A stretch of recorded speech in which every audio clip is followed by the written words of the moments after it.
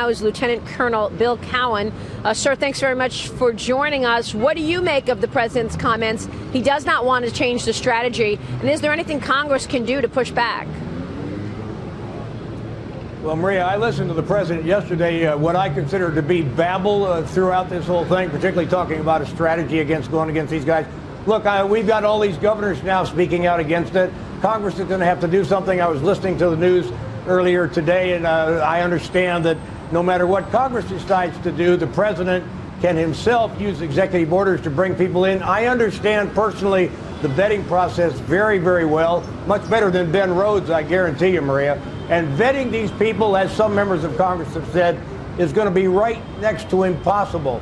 So any concerns we have about any of these people are not going to be resolved by whatever vetting process this White House may believe it can carry.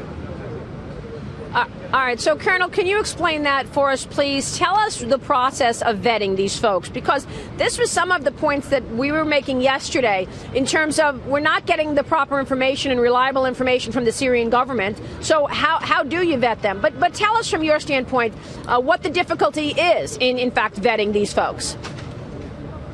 Sure, Maria. Typically in any country, we're going to go to that country's government and ask them to go down to the district or town or whatever to find out whether there are any records on that individual that we're asking about, whether local police, whether national police, security or intelligence has any kind of information about that individual, his family, his relatives, his extended friendships, where he works. We run fairly comprehensive background checks on these people before we allow them to come into our country. That's why it often takes a long time for regular people trying to immigrate here, have to go through a very lengthy process, including an interview by the State Department. When you look at Syria right now, we know it's a totally fractured nation.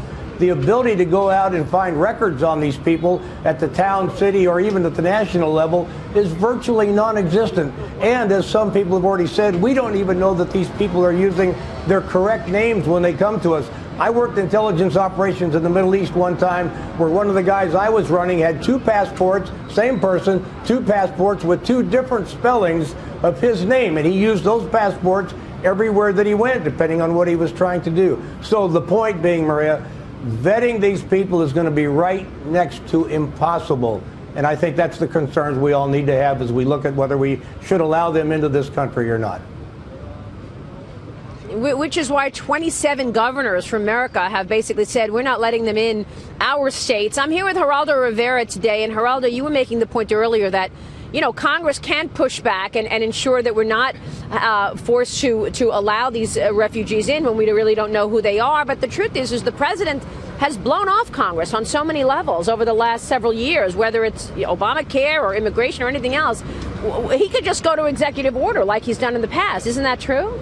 Yes, of course. But let me talk directly to the immigration authorities who'll be doing the vetting.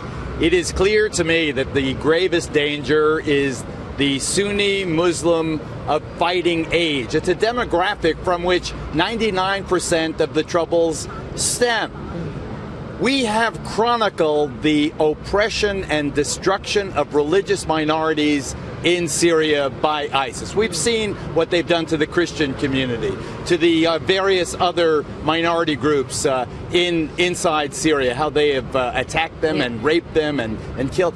Why is it so un-American to take that group, the most imperiled group, first? It's like taking the Jews of Europe during World War II. Right. Doesn't that make sense? That's a great point to bring up. Lieutenant, what do you think about that? And also, Lieutenant, I've got to get your thoughts on this new Russia combination. We saw the president talking to Vladimir Putin on the sidelines of the G20 meeting this week, and we're getting reports from U.S. officials that Russia is conducting a significant number of strikes in Syria. Vladimir Putin vowing to get ISIS back. What's your take on this relationship between Russia and America right now?